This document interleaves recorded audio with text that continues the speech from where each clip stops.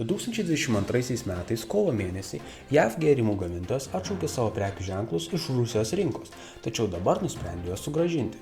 Kompanija Coca-Cola vėl registruoja savo prekių ženklus Rusijoje, pranešė RIA Novosti remdamiesi laikraščių Viedomosti.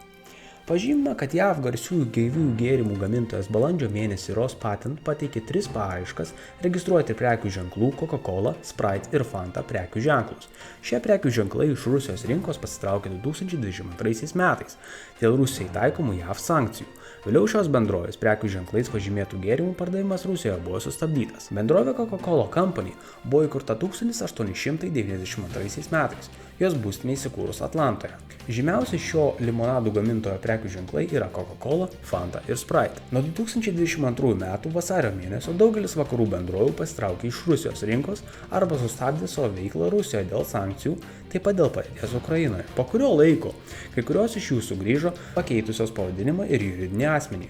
Anksčiau buvo pranešta, kad daugelis vakarų bendrovių, paskelbusio pasitraukimą iš Rusijos rinkos, pakeitė savo nuomonę dėl galimų nuostolių. Baltarusijos žemės ūkio ministras parodoje Belagro savo kolegai iš Mongolijos padovanojo veislinę karvę. Baltarusijos ir Mongolijos agrarininkai pasirašė nemažai sutarčių ir tarptautinės parodos Belagro metu. Šeštadienį buvo pranešta televizijos kanalo STV eteryje. Visų pirma buvo pasirašyta sutartis, pagal kurią Baltarusijos specialistai Mongolijoje pastatys modernų galvijų auginimo kompleksą beveik 1000 galvijų pieninių bandų. Kaip pažymima televizijos laidoje, Baltarusijos pusė įrengs kompleksą savo įrangą ir lydės jo priežiūrą. Be to, parodos Belagro metu žemės ūkio ir maisto ministras Sergejus Bartošas savo kolegai iš Mongolijos įteikė veislinę karvę. Bartošas pažymėjo, kad tai rekordinė karvė, jos genetinis potencialas siekia iki 16 tonų pieno. Kartu ministras pažymėjo, kad Mongolijos pusė Baltarusijos prezidentui padovanojo 2 žirgus, o Baltarusija taip pat nusprendė įteikti neįprastą dovaną savo kolegoms iš Mongolijos.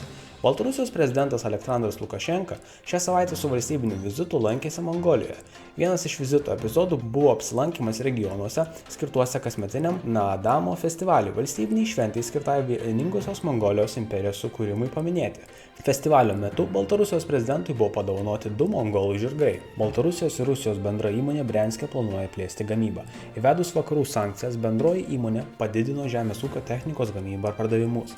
Baltarusijos ir Rusijos bendra įmonė Briansk Salmaš, gaminanti žemės ūkio techniką Brianske, planuoja plėsti gamybą. Sankt Peterburgo tarptautinėme ekonomikos forume pareiškė Rusijos regiono gubernatorius Aleksandras Bogomazas. Jis pažymėjo, kad įvedus vakarų sankcijas įmonė padidino gamybą beveik 2,4 karto, o pardavimai taip pat išaugo. Dabar jie prašo vietos ir mes suteiksime jiems vietos gamybai plėsti ir gaminti kombainus. RIA Novosti citavo Bogomazo žodžius. Gubernatorius pridūrė, kad įmonė pristato naują kombainą su kitokia grūdų valymo sistema. Bendrovė Briansk Salmaš buvo įsteigta kartu su bendrove Gos Salmaš 2005 m. rugpjūtį. Bendra įmonė užsiima žemės ūkio technikos ir atsarginių dalių gamybą ir pardavimu, taip pat pagamintos technikos garantinio aptarnavimo. Lukašenka pasveikino Putiną su Rusijos diena. Pagrindinis Rusijos turtas buvo ir tebėra jos piliečiai, sakoma Baltarusijos vadovo sveikinime. Baltarusijos prezidentas Aleksandras Lukašenka pasveikino savo kolegą Rusijoje Vladimirą Putiną ir visus rusus Rusijos dienos proga. Trečiadienį pranešė Baltarusijos vadovo spaudos tarnyba. Šiandien rusai švenčia Rusijos dieną. 1990 metais, birželio 12 dieną, buvo priimta RSFSR valstybinio suvereniteto deklaracija. Savo sveikinime Aleksandras Lukašenka pažymėjo, kad progresyviai besivystantis Rusijos valstybingumas remiasi 100-mete istorinė patirtimi, tradicinėmis vertybėmis ir žmonių patriotizmu. Visais laikais didžiausių Rusijos tautų ir vertybė buvo ir tebėra jos piliečiai, sakė Baltarusijos vadovas, pažymėdamas, kad Rusijoje vykdomas paramos šeimoms ir jaunimui stiprinimo kursas sukuria galimybę sėkmingai veikti visus sunkumus. Baltarusijos vadovas išreiškė įsitikinimą, kad Minsko ir Maskvos santykiai ir toliau plėsis dėl dvišalio bendradarbiavimo ir sąveikos integracijos rėmuose pasiekimų. Aleksandras Lukašenka palinkėjo Vladimirui Putinui stiprybės, sveikatos ir energijos sprendžiant iškeltus uždavinius, o rusams palinkėjo gerovės ir klestėjimo.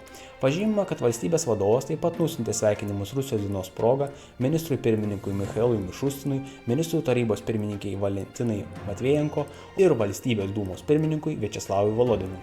Tiek žinių šiai savaitei, ačiū, kad žiūrite, spaudžiate patiktukus ir prenumeruojate kanalą. Iki susitikimo kitoje žinių laidoje. Iki!